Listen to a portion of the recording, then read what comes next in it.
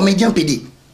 Je connais des comédiens lesbiens. Je sais pas tout, balobo Simbi, papa Alain Moloto, parce que là le seul musicien, Alia Poison 7 fois, et puis Poison de Bomaï, Naïbité, c'est Roger Baraton, on vendait Koluba. 3. Ils prendront des breuvages mortels, mais cela ne leur fera point de mal. Et nous, là, qui s'abouille. Il y a une épreuve à poison, et Zaline, et l'oko à Makasi, ou est qui s'habille sur Michel, Azalaka Nzambe, toi Nzambe. Pour ceux qui ont Nzambe, poison Kokobomaye, tu sais pas la catena n'est pas tout balobak. Qui allait mon autre coup na poison. C'est comme si, publiquement, bonjour, il y a beau bimisa le cola, Azalaka Nzambe. Alors, batu basala déjà batu balobawana. Na sengi. Ngoluna yo kati na bomo inangai na kangami na mbasi yonde mobikisi nanga sembola lomboko na yo lombola ngai na mbasi ekimelo nanga ye yo Yesu Kolona bomoi nanga o bateli nanga ye yo Yesu kolona bomoi nanga na kangami na basi ole mobikisi nanga toki ngala sengi lo mola loboko na yo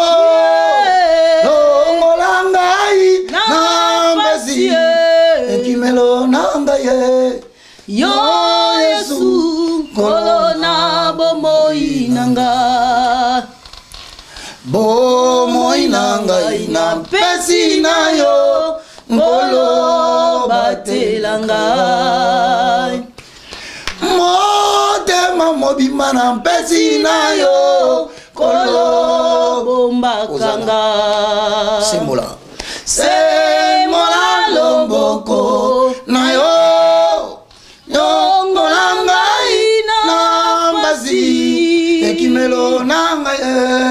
yo Yesu kolona bomoi nanga o bateli nanga ye o Yesu kolona bomoi nanga na teleli seyo ye o Yesu kolona bomoi nanga e bomba melo nanga ye yo kolona bomoi nanga nakobanga te mosikoli nanga azali akolobelanga azali na bomoi nakobanga te mosikoli nangai azali akolobelanga azali na bumu yonde pole nangai yonde pole nanga oyo nachelaka motema yonde mwinda nanga nzela oyo nabilaka nakokende lisusu wapye yonde maloba ya bomoi etamboli nanga na sena moyo ekambami na yo nkolo yonde pole kamba bomoi nanga kamba ka bomoi nanga nyonso ezali mpo na yo nkolo omakanga na lola nastambola kaka nzelo na yo mwinda na yo ekitelanga ye loboko na yo ekambanga mwinda na yo ekitelanga ye loboko na yo ekambanga yonde pole toke nasio zali nyonso. Alléluia. ozali nyonso pona ngai ozali nyonso pona ngai motema nange tonda motema nanga batela kimia ozali nyonso pona ngai ozali nyonso pona ngai. Voilà, bonjour à vous nos fidèles téléspectateurs bien-aimés dans les Seigneurs, bienvenue dans le nouveau numéro. Il y a comment décoder le signe topé, les symboles franc-maçonniques au sein des églises de réveil. J'ai dit un très grand merci à Igo Malela Maboko Trépied, merci également à Yoshi, Lucy Loro, ils sont derrière la caméra. Merci également à Merveille Loukeba ainsi que à Shekina pour le montage. Et j'ai dit comme ça un très grand merci à toute l'équipe le Collet TV Europe Nalobi, on est ensemble, il n'y a pas à modifier. Voilà, je ne suis pas seule sur ces plateaux. Bon, mon ndenge to uti ko yembe la nzambe nzembolo embo moko ola ola tobito kumisa nzambe po bibelobi que tout ce qui respire loue l'éternel. De l'éternel. Somme 150 voilà. Le verset 6. Voilà, nazana les fondements. Tout le bagage côté ceux qui félicite ça. Exactement. Avant les roues. Les rouleaux. Hosanna. Ola ola, voilà, il est là. À la personne de l'évangéliste Roger Baka, le moindre, le tout petit de tous les serviteurs du monde entier, c'est-à-dire les tout petits poissons, c'est-à-dire Ndakala. Il y a Bassala Nzambe surtout. Je lui dis déjà shalom papa. Shalom à Nancy Kilakidi, ma soeur, que Dieu te bénisse. Amen. Un grand merci à vous qui avez choisi de commencer à nous suivre. Que l'Éternel Dieu soit avec vous. C'est le moindre de tous, le plus petit de tous les hommes de Dieu, le galérien. Alors, bien aimé dans les Seigneurs, comme prévu, toujours Koba, un nouveau numéro sur comment décoder et décrypter les signes franc-maçonniques, kabbalistiques au sein des églises de réveil. Voilà pourquoi, Nasengibino merci, Bolandabiso, encore une fois, que le Saint-Esprit préside à votre destinée. Kolo, Apambolabino Nancy, tu as la première parole. Voilà, merci beaucoup l'homme de Dieu. Rappel sur l'actualité. C'est un abisso MG30, ou Azamouan Nanayo. Bisona suto moni nenga qui baptême après baptême spéculation et bimé belé désarroi et lobami moi trop, c'est-à-dire tout moni mutumora bimi a sali voice nae a publié yango a cité combo ya évangéliste Roger Baka lobi Roger Baka ayebi makamou G30 à sala et puis à que plus loin a ebisi biso que apparemment au beta maka fimbu pour na makamba Roger Baka na ebité ya G30 plutôt au beta maka fimbu ndenge nini ezaki nini expliquer biso est-ce que la sœur Marie-Josée bon eli motema ya solo a kosi biso ndenge fort wana zolo bato ndenge ni. Je bénis le nom de l'Éternel pour cette actualité là. Mais nous allons poser les fonds. Les fondements. Ok, donc Bissot le Bakaté sans avoir avalé les rouleaux. Alors, bien aimé dans le Seigneur, Tokembang ou dans Mokanda 2 Corinthiens, au chapitre 5, le verset 16 au verset 17. Alors, na pèse merci parce que n'a occupé ma spéculation, et je salue aussi Marie-Josée, là où elle se trouve, ainsi que tous les pasteurs au bazar qui ont encadré et si Bazali pour parachever cette œuvre de la régénération. Alors, Tosololi. Maintenant, avant de répondre. 2 Corinthiens, combien? Chapitre 5, le verset 16 au verset 17. Nous avons 2 versions. Première version est la version Scofield, français courant. Donc, version Scofield, Yangona Wazotanga Ngai, la version Semeur, la Bible d'étude. Posons les fondements. 5 combien? 16 à 17. Voilà, je lis au nom de Jésus. Hosanna. Ainsi, dès maintenant, nous ne connaissons personne selon la chair. Et si nous avons connu Christ selon la chair, maintenant nous les connaissons plus de cette manière. Naboye. Toyebi susu mutu nabonzoto te. Ok. Toyebi susu mutu te na makambu na ye asala kakala. Toyebi pe susu mutu te na lolenge na ye ya bozalisami ya kala. Mais soki toyeba ki pe Yesu na nzoto ya lataka terrestre akotaka nango. Et sengali botia na mutu toyebi resu na lolenge wana te. OK. Ana lolenga toyebi lié a commis esprit. OK Paul. A se poser le fond. Mais pourquoi balobake toyebi resu mutu te na lolenge na bokala? Qu'est-ce qu'on a de Corinthiens chapitre 5 17. Voilà, 17 et lobi. Si quelqu'un est en Christ. Naboye, mutu azaki libanda. Ce qui a côté na kati na bo Christ, c'est-à-dire à Saleli, Romains chapitre 10, le verset 9. Si tu confesses de ta bouche le Seigneur Jésus-Christ, si tu crois dans ton cœur que Dieu a ressuscité Jésus d'entre les morts, tu seras sauvé. Tu es sauvé au niveau de ton esprit, sauvé au niveau de ton âme, sauvé au niveau de ton corps. Il y a une expression pour la synthétiser, être en Christ. Et là, qui se met sur le col, Mobi qui il est une nouvelle création. A commis et quel homme yassi? Yassi. Sans une 16 valobi, toyebi li sous batute, na lolenga bojali samina bango yakala. Yango 17 alobi, a commis monte yassi? Yassi. Le col alobi na biso na 16. Toyeba ye li sous soute na makamuna yakala. Na masolo na kala. 17 a complété ni. Voilà, les choses anciennes sont passées. Et ngolo ba ke bizala li na kala. Ba makamuna ye yakala. Et tamboleli na ye yakala. Buzoba na ye yakala. Elo voici toutes choses sont devenues nouvelles. C'est-à-dire comme je te dis, la nouvelle naissance, c'est la régénération, c'est la rédemption. Et ça, il y a 3 dimensions en accord avec 1 Thessaloniciens, chapitre 5, le verset 23 à 24, je paraphrase. Que le Dieu de paix, vous sanctifie lui-même. Alors, mutu apeto labino pour vous faire confession. Mutu apeto labino parce que vous avez la maçon de Bosonai. Balobi yemoko apeto labino na niveau ya esprit, na niveau ya âme, na niveau ya corps. Abakisi nase. Et que tout votre être soit conservé irréprochable jusqu'à l'avènement de notre Seigneur.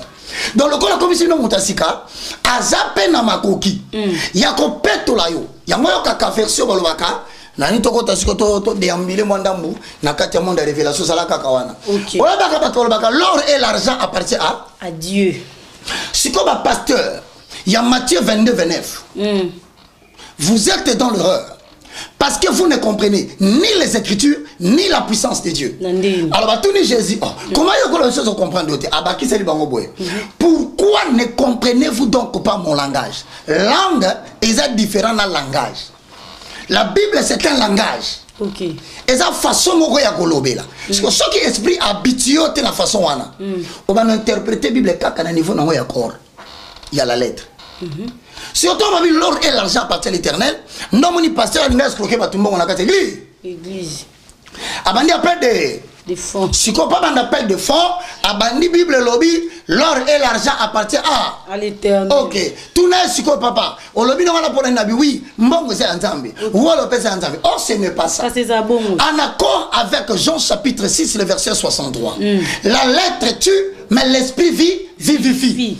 Tout ce que je vous ai dit est esprit et vie. Ingolo baboye. Malobagnon son koloye sur la Bible.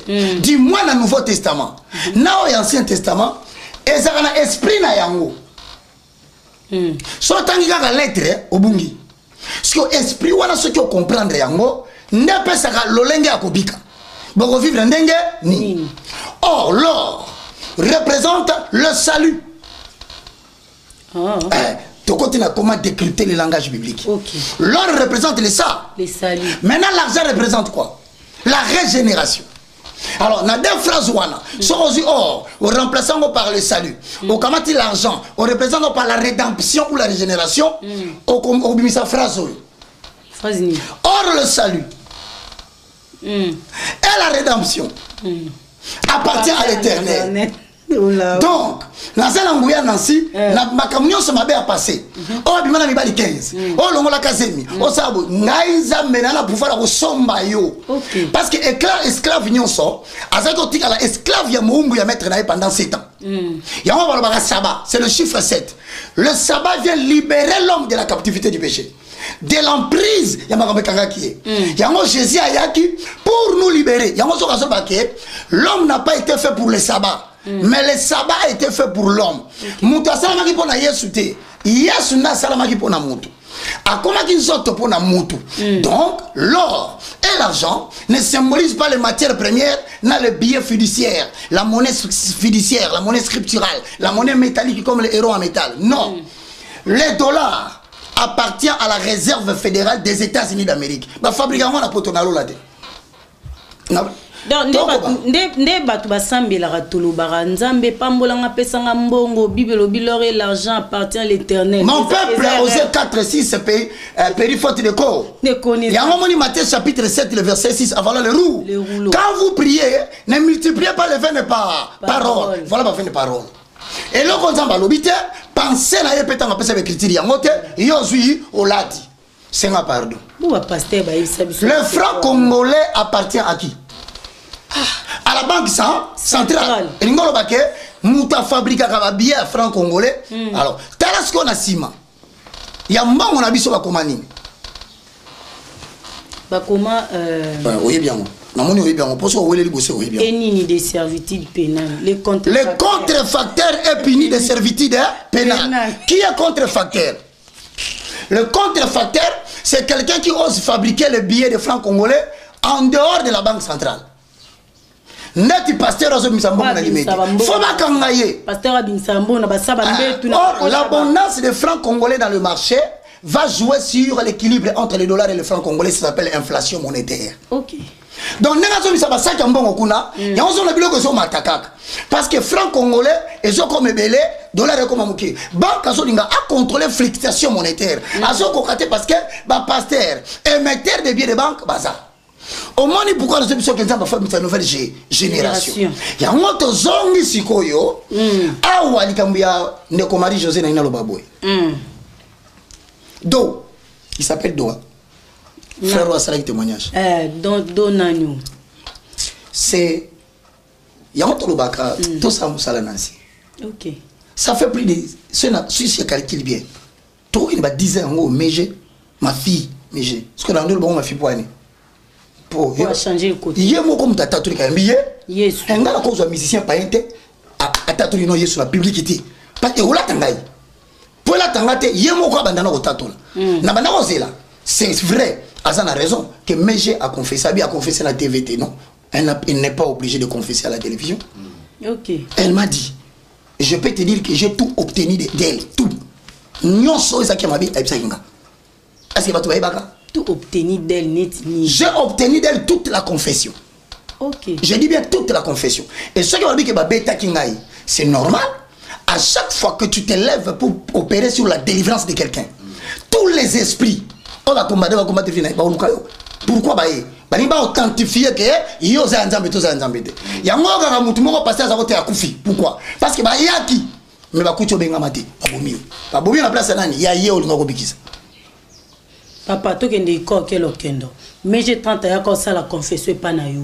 Ou ça il a délivrance après au beta ma film par rapport à mon cambo ya. Ce qui est normal. Film o so benga film wana. Ba benga les répercussions du métier. OK. Ezalaka. Yesu mona soda ke na beto di Solomon. Non ça j'ai préféré la profiter la salier pe ba au momi balé ba salier a papingi na ma on a capitaine papier mbala. Au moni so ko guerre. Hein? Bon, il gagne ici. To gagner, to gagner. Talaka parmi bato to gagner. Au moins na soda mususu makilezo so pana na tolo. Au moins mususu lokole bukani. Mususu azoki na mutu. Mususu bilambe comme il était à force de ramper. So comme on moko abimi wana propre. Azoki bato gagner abatamaki. OK. Abatamaki azalaka balinga ba gagner après bima. Musala nzambo soko sali yango. Au bête qui propre, tu n'as pas combattu le diable. Parce que le combat avec le diable laisse des répercussions. Même le Seigneur Jésus Abiminango, à qui si jirabitala, ma douceur en ouza, et a qui si qui naï, et ça babaka qui ne coulous. Le diable doit laisser des traces dans ta vie. Et ces traces te permettent d'avoir l'expérience du métier et de savoir comment prochainement, ou comment procéder dans le conseil. Ok. Ce qu'on a bête à mettre pour naïté, même ido. Ça veut dire confession pas nanga. Donc nado wana zolo basali ba audio wana. Bango nyoso mibale. Il est pas confessé. Bango nyoso mibale. Et basa les seuls musiciens té, basa les seuls artistes comédiens té. J'ai des artistes comédiens hommes et femmes. Bayaka, bavandi, papa bakanza batindinga. Ba nga benga mututé. Na bande bisolo secret. Je connais des comédiens PD. Je connais des comédiens lesbiennes. OK. Ba artistes. Je connais des musiciens chrétiens, bah simba bah kisi ya makasi. Akokiola nanda kuna été. Ponge sili yemo kwa loti. Mais j'ai n'a fait qu'écouter l'Éternel, Marie-Josée. Alors il n'a boy. À mon nanzela, na solo na bandal na station. Na Kitambo. La station de campagne. Quand tu vas faire Shoprite. Allez na voiture le monde bim bim bim na solo na télé misinga. Na télé boy meje. Dans toute sa gloire là, il y a meje wana. Akiti mango eti na voiture. Ouais même musicien musubino bolo bana mukilo. Asakalolendo. Moi je connais des musiciens chrétiens qui me respectent plus que les chrétiens. Ah bon? Les musiciens mondains. Les musiciens profanes. Ils respectent kanga, kolekana ba pasteur chrétien ba. Ba finga nga ko muso finga tala solo mulai, tala matoi. Mais na kutani na mupagano, ou benga mupagano. A memi a péché respect moko au sentir que oui, le monde païen sait que je sers l'Éternel.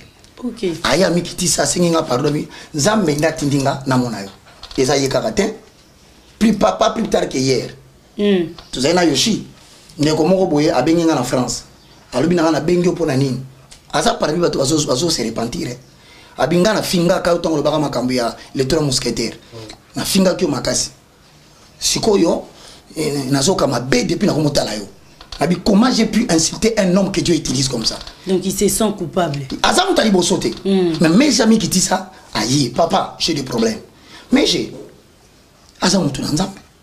Asa mona na nzambe.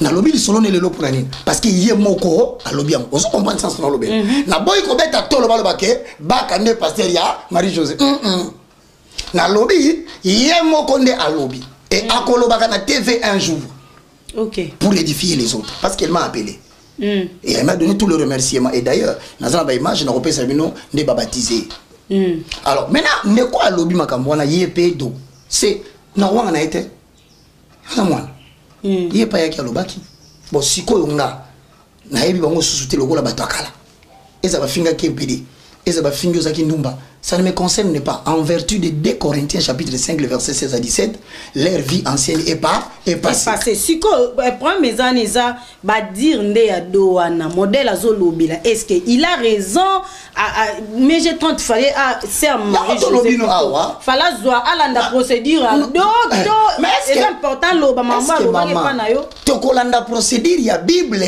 to kolanda procédure ya mutu siko soki to bi to landa ba procédure la bato donc ngai pelelo nazonga suna TV na benga do alba suma kamususu non et ça méconnaissance la parole de Dieu je le salue c'est mon fils je l'aime parce que lui do que tu vois là il était d'abord kutu mutali bosso a comment qui pousse na nandaku poto solo là abinazo kabiente je le félicite do si tu me suis je te félicite on sali kama munene ndongo ndimaka oya kovanda nanga oyebisanga makambo nyonso ndenge zalaki mais j'ai pas yaki à lobby.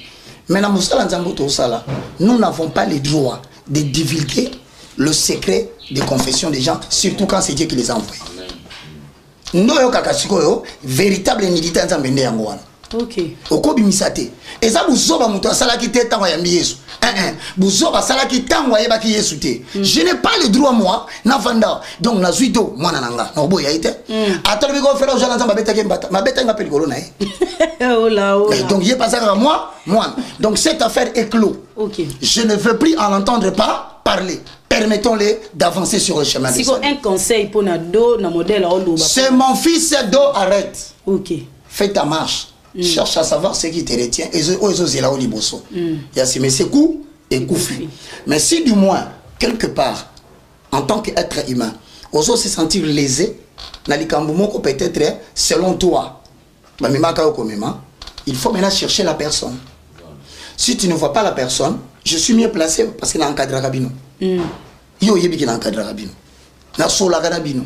Même libala tout ce qui arrive dans la vie de mes jeunes, moi je ne raconte pas des bêtises. Je te dis que maman, t'as l'oignon comme pour l'évangile. Nous ne toquons de boy. Bah mission sous boya. Bah au témoigner. Bah tout sous ne bon on a commenté les bandes. Nzamba pambolo pour na makambozo sala ya kobombana. Faut pas kobangi sarabatou. Ngala sa mission. Na sambla ka bona mutu tete. Zela. Le jour où Dieu va vouloir te donner sa gloire, à permettre de. Voilà, donc ndeko do ayo kisiko conseil pe pour na sœur Marie-Josée le roi papa na na musika o yaza musika. Ce qui est vrai d'une part, si ce qui est vrai d'une part, ça c'est ma conviction, j'aurais pas voulu na ninga penza te a diffuser baptême na. OK. C'est peut-être à mon humble avis. Repentance c'est ça comme bon ensemble. Même si tu es une star, j'aurais voulu ba médiatiser en côté. Et là, il y a des problèmes. Pour médiatiser. Exactement.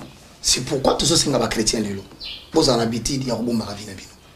Même si tu es une star, bomba famina. Si tu es une star, bomba moissina. Si tu es une star, bomba banana. Même là, aux autres, pour l'ensemble, bomba. Mieux vaut vivre caché. Parce qu'en public, tu t'exposes. Sera difficile qui a monté. Hypothèse. Mais maman, c'est bimi. Alors, je dis aux autres, il y a un spectacle. Il y a l'eau quand on sali au bima ou la sabat. Voilà. Voilà, merci beaucoup évangéliste Roger Baka. La fois passée, Tolobela qui m'a matali poison, il y a frère Nabiso Michel Bakenda. Tout le monde va commentaire, va tout bengi et de comment on bengi biso le bien proche.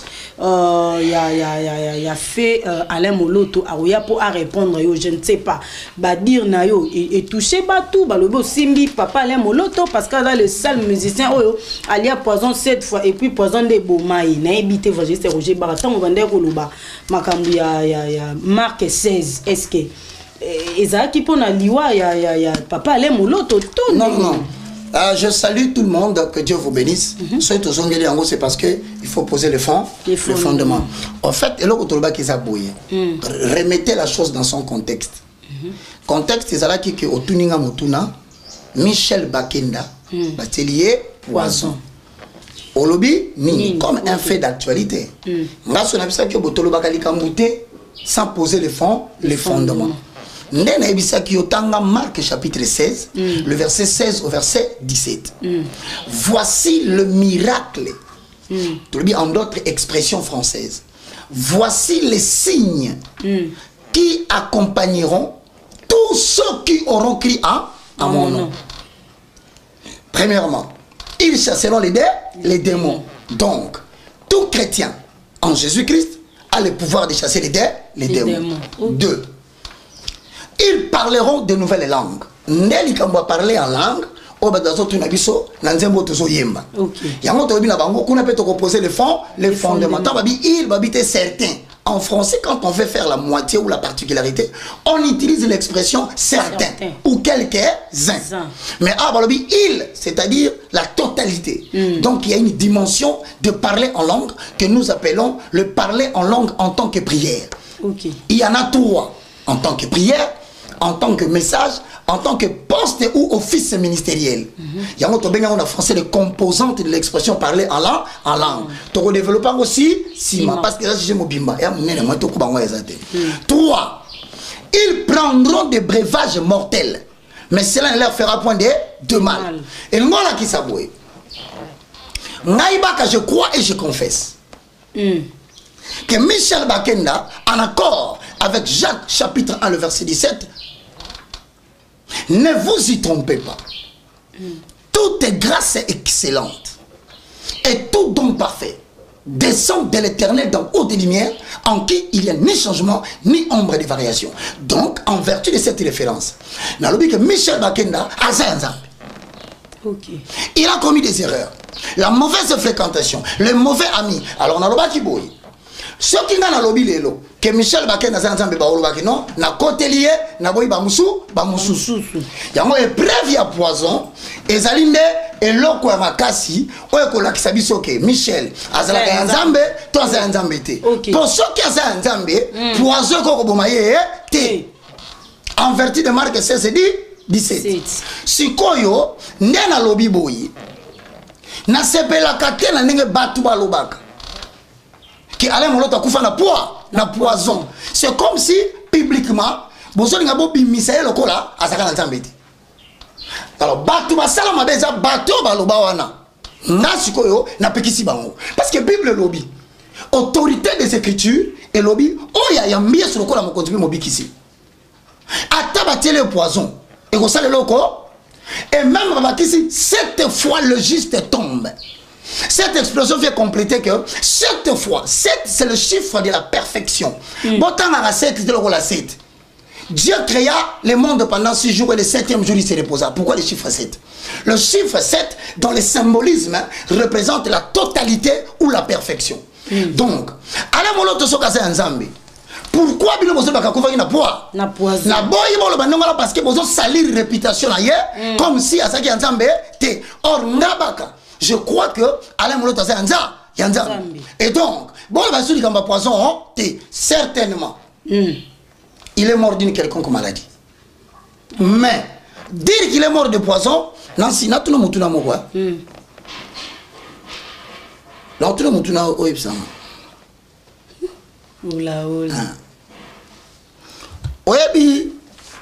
quand il regarde Gamboto Lobela,